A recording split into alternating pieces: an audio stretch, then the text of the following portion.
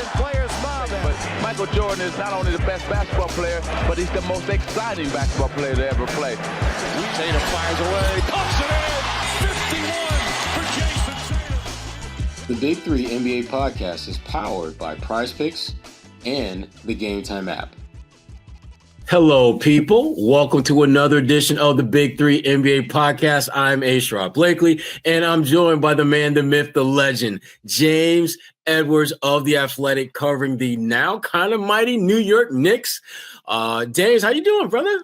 I'm doing all right, Sherrod. Appreciate you having me on, man. I noticed the last few times I've done this, your co-hosts haven't been around. I think I'm gonna have to have a talk with Kwani, because I see her out and about, but I haven't been on the pod with her in a minute. You know what? Kwani kind of big time now.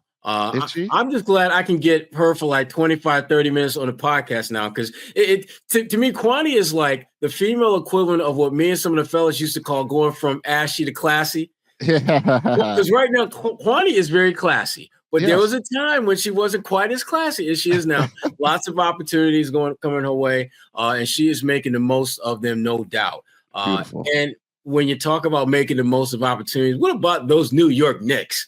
I will not be as braggadocious as my brethren Stephen A. Smith in talking about the New York Knicks, but there's no doubt about it. They are playing some really good basketball after a not so great start, and highlighted by the fact that you've got Karl-Anthony Towns and Jalen Brunson, both all-stars, starters. And I don't think that, well, depending on how they're doing the weird all-star setup this year, but they were among the top vote getters at the respective positions.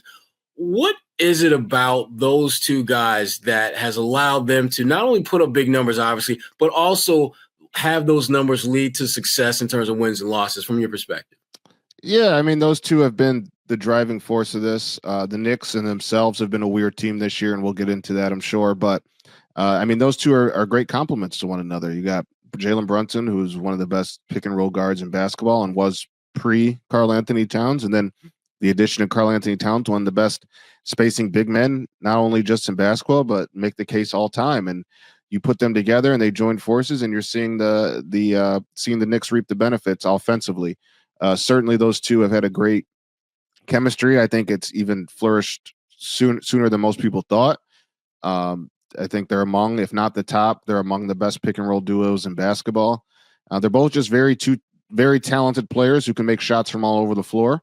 And then you couple that with the Josh Harts of the world, who's finishing at an elite level, is a great passer, great connector of this team.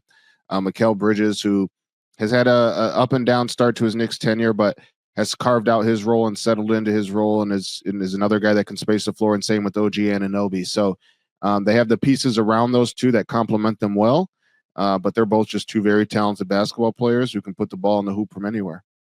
Yeah, and again, as you pointed out, playing exceptionally well basketball, a big driving force behind the Knicks' success, and the fact that they're both all-stars, something that it's been a long time coming, to say the least. When the Knicks have had two players as prominent in the all-star ecosystem as those two are, how big a deal is them being all-stars in that New York City market where everything seems to be amplified, but it seems like there's more talk about how special this is with those two being all-stars? Yeah, I think it's something that the fans can celebrate, right? It's the fans who have been through this the most. Obviously, Jalen Brunson is connected to the organization. Both him and Kat are, Kat born in New Jersey. I think Jalen was born in New Jersey as well. But obviously, they just got here. Jalen a few years ago, Kat earlier this year. So a lot of their gratitude has gone toward the fans, who have obviously been through a lot. I've covered a team in Detroit that won 17 games. It wasn't that long ago the Knicks won 17 games. This was not a team that has had perennial all-stars often. It's not a team that has had success often. So I think for the fans, it's a big deal because they've watched some bad basketball over the last 20 years.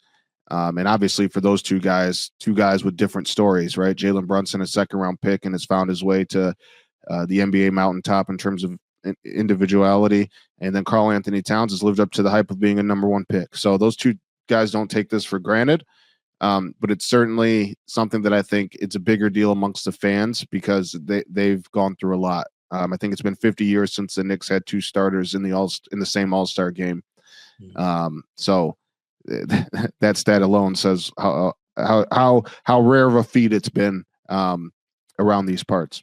Yeah, absolutely. And the thing about those guys is that you look at what Jalen's doing, and obviously he's playing well, and you look at what Cat's doing, and the numbers speak for themselves, and the wins and losses speak for themselves. But you and I, we've been around the game long enough to know that there's no 2 or 3 guys are going to carry your team, particularly when you're one of the better teams in the league. When you look at some of the other players that have played a role in this team's success, who's that one player that you would point to as someone who is a big part of this team's success, but maybe doesn't get enough shine for that, get enough attention? Yeah, I think the answer is Josh Hart. He's 6'4" and is leading the NBA in rebounds in 2025. On the season, he's averaging 14 points a game, 9.6 rebounds and 5.6 assists while shooting 56% from the field and 36% from three. He's consistent on both ends of the floor. You know what you're getting from him. He's a connector. He understands that what his role is within this team, and he does it to the best of his abilities every single night.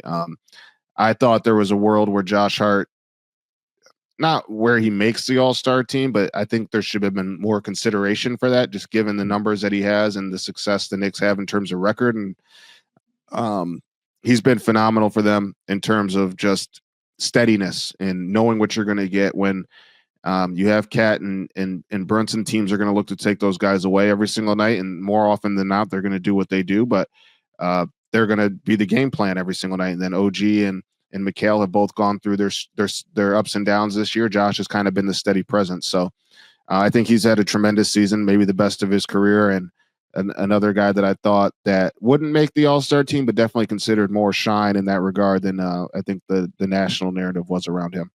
Yeah, I kind of look at him as kind of like this year's Derek White, a guy that his numbers may not necessarily be all-star-esque, but when you look at his impact on winning, you look at the success that his team has with him and the potential lack of success they would have without him. You definitely would like to see his name in that conversation. And to your point, at his size, doing what he does is incredible. And the question that, when I talk to different folks in the NBA community about Josh, the one thing that they're all kind of looking at is, when is the floor going to come from underneath him? When is he going to, basically struggle a little bit and not be as impactful and difference maker? And I think he is slowly but surely making a lot of believers out of a lot of people based on the consistency that he's been able to bring to the table night in and night out for the Knicks. Certainly. Yeah, no, he's just a steady presence, steady voice. I always kind of talk about just covering this league. One thing you take for granted when you're just a fan, as opposed to being in it and around it every day, is the guys that I guess the general term is X factors, but the low maintenance players who impact the game on both sides of the ball and do a little bit of everything. Like those are the guys that help win championships. You look at Kentavious Caldwell-Pope in both LA and Denver. Mm-hmm. You look at Bruce Brown in Denver. You look at, the list goes on. Andre Iguodala in Golden State, Draymond Green in Golden State. Like those are the guys that really take teams to different levels. And Josh Hart, to me, is part of that ilk. Yeah, absolutely. And when you talk about just the factors that go into winning at a high level, X factors obviously are part of that conversation, that equation, but so is the head coach. And Tom Thibodeau has, and again, having worked with him as an assistant here in Boston and just kind of seeing his growth and elevation and improvement as a head coach, no one will ever question whether Tom works his guys hard enough. That's never going to happen, never be questioned. But one of the knocks against him has been that maybe he works his guys a little too hard and leans a little bit too much on his core guy. I don't think that's been the case, but have you noticed any kind of modifications or changes in just how he goes about getting the most out of his guys? Because once upon a time, the narrative was that he plays his guys damn near every minute. But when you start looking at the minutes that his core guys play, it really ain't that different than most teams when you talk about their top 3, top 4 players. Have you noticed I would say softening, but just a modification of how much he leans on his core guys? I would say a lot of Knicks fans probably share that sentiment in terms of they believe he plays them too much. I think if you look at the total minutes played, Every single starter is in the top 10, top 12 this year, with Josh Hart, Mikal Bridges, and OG Anunoby, I think 1, 2, and 3 in minutes played. However, but when you look at minutes per game, Jalen, Brunson, and Cat are both outside of the top 20 in minutes per game played. Now, with that said, the other 3 are in the top 10. But listen, players like to play, and that's what they're paid to do. Literally, that's what they're paid to do. Yeah, they're paid to do that. They like to play. They like being relied upon.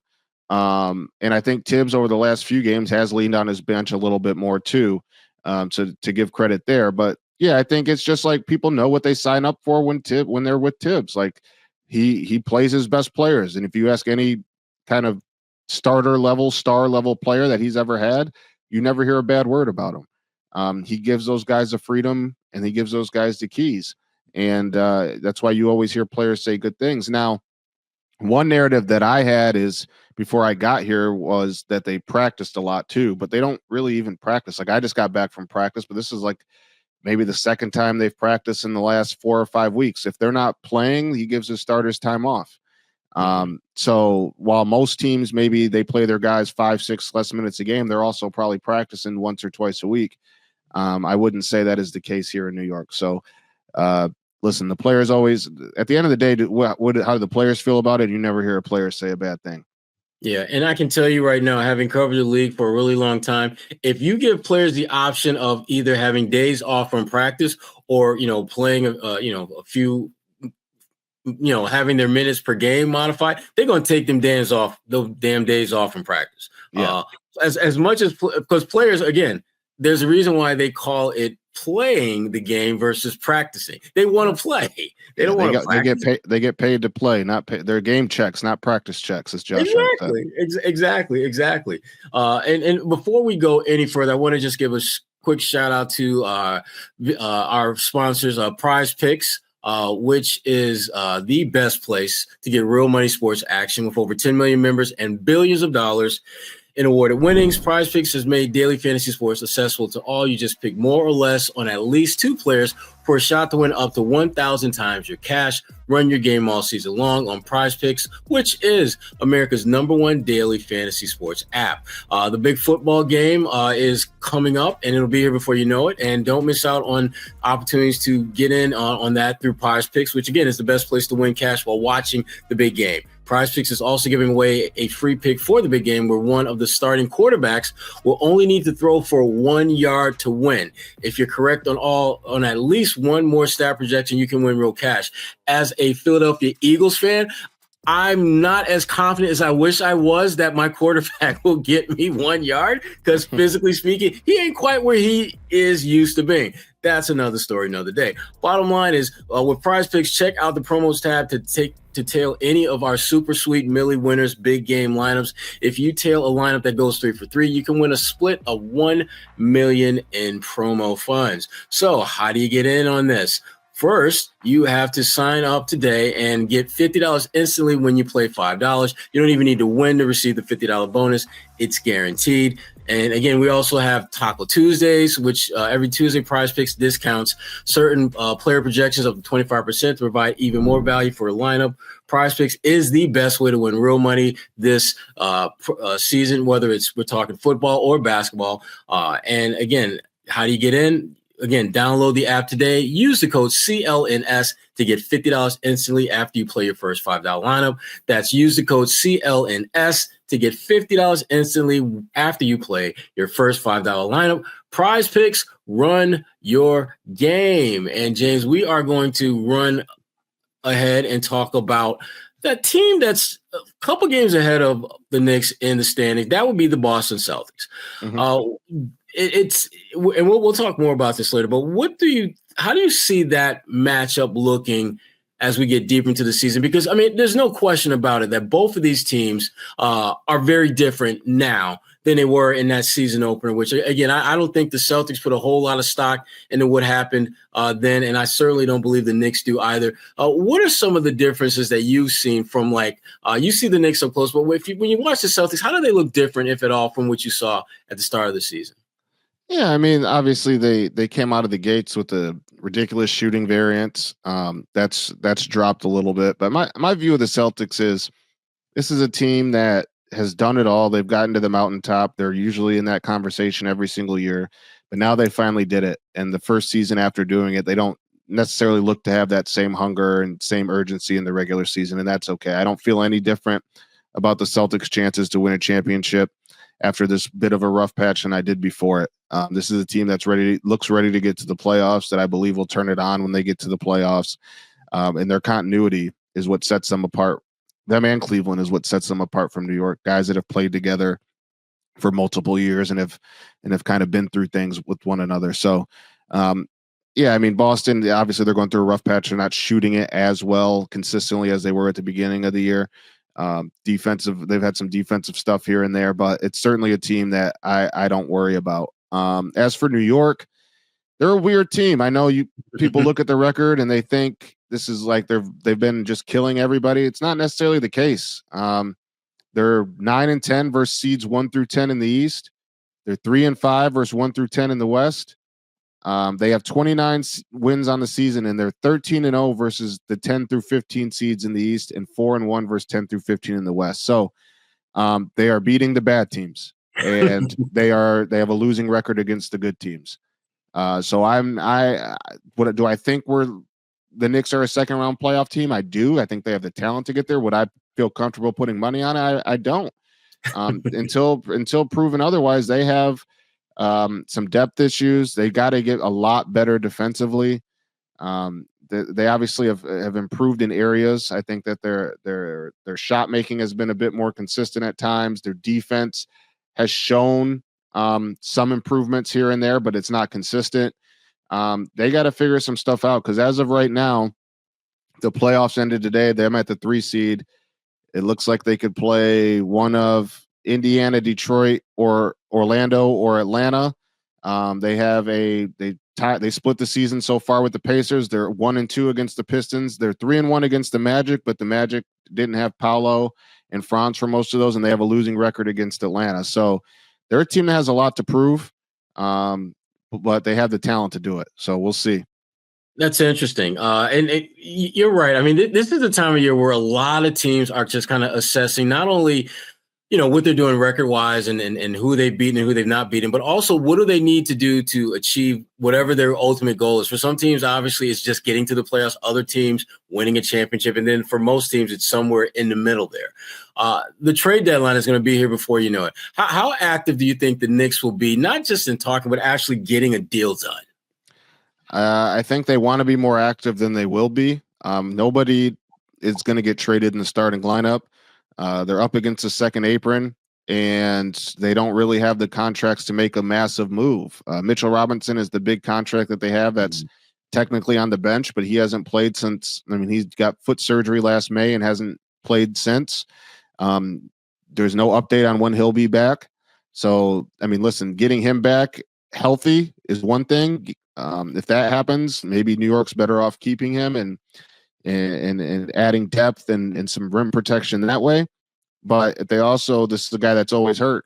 And if they can get off of him, I'm sure they would like to, but I'm not sure that a team is going to be chomping at the bit without New York giving up other stuff in return. So after that, you're looking at guys that make Precious Achiuwa make $6 million a year. Deuce McBride, I think $4 million, and I don't see them moving McBride, but they just don't have the contracts to make like substantial moves. So it'll be interesting. I wouldn't be surprised if they made some very marginal moves just to like kind of reshuffle the chairs and maybe add a wing. But this is not a team that, without moving one of their starters, which I don't think happens unless they can find a way to move Mitch, I just don't think I don't see how they can do anything significant. Yeah, absolutely. And before we go any further, we just want to give a shout out to another one of our partners, Game Time. They have you covered when it comes to getting great ticket prices on all types of sporting events as well as concerts. When you're thinking about going to any type of sporting event or concert, the first place you really need to go is Game Time. One of the things that I particularly like about Game Time is just the flexibility and versatility that you have with them as far as seeing the prices, for example, of tickets beforehand and have it all in pricing, as opposed to having some of those gotcha moments, which you get with some apps when you get to the checkout and you're all of a sudden you're asked to pay a little bit more than you thought you're going to pay. You don't have to worry about that with Game Time. Picking up, just browsing through ticket deals through Game Times is super, super easy. And plus, when you're looking at the venues that you're going to games, there's nothing worse than going to a game and just having a crappy sideline that you didn't realize was crappy until you are literally in the arena. But one of the great things about Game Time is it allows you to see in-arena seating before you get to checkout. So you can literally see where your seat is going to be before you actually buy the ticket. And that is one of the really super cool things about Game Time. And for you to get in on it, all you have to do is download the Game Time app, create an account, and use the code CLNS for $20 off your first purchase. Terms apply. Again, just download the app, create an account, and use the code CLNS for $20 off. Terms apply. What time is it? Game time. And it is getting close to game time for when we're going to the games that really matter, which is the playoffs. As we've talked about with the Knicks, just the way that they're positioned in the Eastern Conference and where the Celtics are, it really does feel like if things play out the way they are likely to play out, these two will be seeing each other in the second round of the playoffs with a chance to go on to the conference finals. Now, you've done a really good job with James of just giving us a sense of kind of how the Knicks have gotten here. But if they're going to get past Boston, which obviously is part of their goal, one of their goals this year, what's it going to look like from the Knicks perspective? Like if the Knicks play the Celtics and they win that best of 7 series, these are the things that will have likely happened for that to occur. What are those things? Yeah, I mean, obviously you got to be able to make shots against a team that can make shots first and foremost, and that didn't happen in game one. Again, that's game one. Nobody's holding on to that, but the Celtics have the ability to get hot. They're one of the few teams in basketball that have a roster that has the level of shot making that the Knicks does. And you can make a case it surpasses the Knicks because they have more depth there. But for the Knicks, it all comes down to defense. Can they consistently be on a string? Can they consistently communicate well? Their scramble defense has not been great at times this year. Their drop defense hasn't always been great at times this year.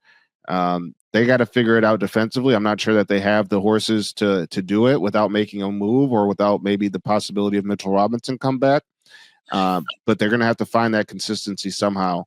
The trade for Karl-Anthony Towns was a good trade, and they won that trade. But I kind of looked at it when it happened. I was like, I'm not sure if it makes the Knicks better. I think it just makes them different. And they're an elite offensive team that has efficiency going up across the board, but they're 16th in defense. Yeah. And they need to really figure out the best way to play with the kind of guys like Brunson and Cat, who Cat's not known to be an elite rim protector. Brunson is, of the guys around him, is obviously the least defensive of those guys.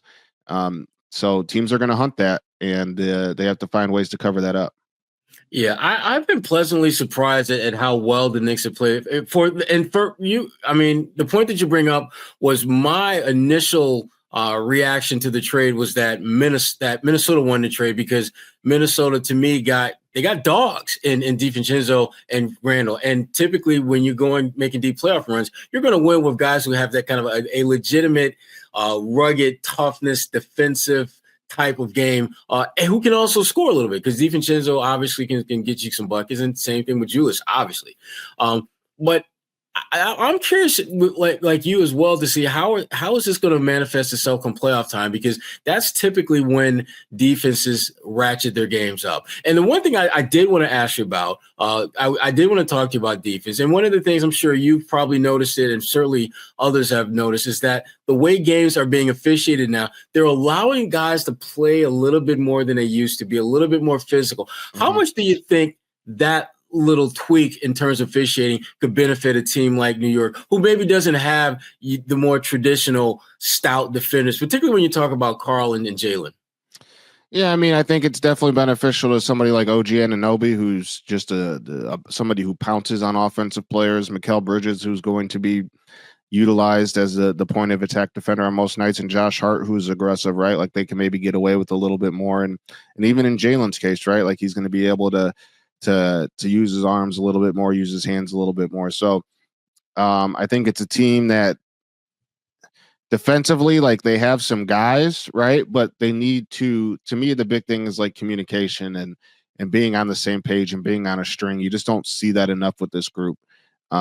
They can surrender. There's nights where they surrender a lot of open threes, and whether that's in transition or in the half court. But it's certainly, to me, the biggest thing is them finding a way to kind of get in unison on that end, and being able to have one another's back, and being able to trust that the other one's going to rotate or this, that, and the third. So the physicality, the increased physicality is great. It certainly helps somebody like Jalen Brunson, but at the end of the day, if you're not on your P's and Q's in terms of your coverages, it's all nil.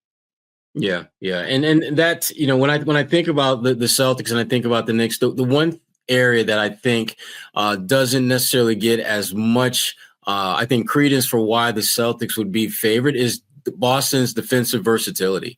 I think about their ability to switch 1 through 5 in many respects. And obviously they're not going to have the advantage at all 5 positions, but you're not nearly as concerned when Kristaps Porzingis is matched up against another team's point guard versus Karl-Anthony Towns when he's matched up against another team's point guard. Now, one team that you made reference to, and I wanted to just kind of end it on this note, just because for those who don't know, I've known James for a long time. And James was in Detroit for a long time. Yeah. And they lost a hell of a lot of games in Detroit, which was so unusual because having myself been there for a decade, that just wasn't how it was. Right. And so for you, James, I was so happy for you when I found out that you were leaving, because I knew that you would be going into a better situation. You'd have more, just a better team to cover in terms of wins and losses and all that kind of stuff. And so lo and behold, we look up and here come the Detroit Pistons actually balling out a little bit. How has that been for you to see that team that you covered for so many years? Now all of a sudden you leave you leave the 2-4-8, and now all of a sudden they balling in a 3-1-3. Right. Yeah, I mean it's definitely, first and foremost, you're happy for the people over there that you have relationships with. That's the big thing for me. How do I say this? A lot of those guys over there, I covered from the first moment they stepped foot in the NBA. Mm-hmm. The moment that their name was called and they shook Adam Silver's hand, one of the next people they saw was me, because I've covered all. They're all young, the majority of them. I covered them as soon as they stepped in the league. Covered a lot of drafts, so you get to know these guys. You get to know them on a personal level, and there's a lot of good people over there. Not even just the players, but the Cletuses and KGs of the world, the Coreys. The Kongs, the equipment man, the list goes on and on. They have good people over there. So first and foremost, you're happy for them on a human level. You're happy for the fans because that's one of the best basketball, not even just best basketball. It's one of the best sports towns in America, if not the best. And yeah, it's some days I'm like, man, just knowing all I know about a lot of those players, like, man, I'd be writing so many good stories. And I wrote an amazing amount of stories while I was there, but now all the eyes are on the Pistons because they're good. So it's like, man, I know this about this guy. Like, I'd be writing this, I'd be writing that. So sometimes it's like, from a creative standpoint, I think about it, but I'm happy where I'm at. The Knicks organization, the players have been great to me. It's obviously still don't have the type of relationships I had with players in Detroit. That comes with time. I've only been here a few months. But overall, they're nice guys. And it's different life experience for me. I wanted to try something new. Born and raised in Flint, Michigan. Went to Michigan State, covered the Pistons for 7 years. So I definitely wanted to try something new and do something different. And it's funny how that works. It's almost like the basketball gods are laughing at me. But I'm in a great place, and I'm happy for those people over in Detroit because like I said, first and foremost, are good people over there. So I think it's a win-win for everybody. Absolutely. And certainly a win-win for the Knicks to have you covering them. One of the best sports writers in the game. James did a tremendous job in Detroit. And there's I think it's fair to say, very less than ideal circumstances when your team was losing at the level in which they were. And James was able to consistently deliver engaging, interesting, readable content that people were gobbling up. That afforded him the opportunity and flexibility to go somewhere like New York, where he can continue to expand upon and truly impressive ability to just tell stories that need to be told in the NBA. I appreciate space. you, OG. So, thank you, man. This is, and again, this is. I love having these conversations with folks like you, James, who are going to just carry the torch of NBA coverage from OGs like myself, who are more than happy to stand on the sidelines and watch our run this race that we've already ran. So no, you're still running. You're still running and running fast, my man. I still got a little bit of kick, not much, just a little bit. Good, man. You're doing well. Bit. Appreciate listen, you. And James, I appreciate you coming on the podcast, and we'll get on big time Kwani at some point. we got to figure out a way to get her on. I don't know what's going on. I see her. I see her courtside. I see her all this, but I can't see her on the pod. We got to talk. We got to talk, exactly. And if the Knicks and Celtics are in playoff mode against one another, we definitely have to have a great conversation. And Kwani will have no choice but to be. There we go. That becomes a mandatory meeting. Dinner on her. Exactly. There you go. There we go. Absolutely. James Edwards of The Athletic. James, thank you so much for your time, brother. I appreciate you. I appreciate you having me, man. Anytime. No problem. And again, just before we break out of here, again, one more shout out to our good friends at Prize Picks, the exclusive daily fantasy partner of CLNS Media Network. Also, our good friends at Game Time, which takes the guesswork out of buying last-minute tickets to your favorite sporting events and concerts. Just download the Game Time app, create an account, and use code CLNS for $20 off your first purchase. Terms apply. This is Sherrod Blakely signing off from the Big Three NBA podcast. Take care, folks, and have a wonderful day.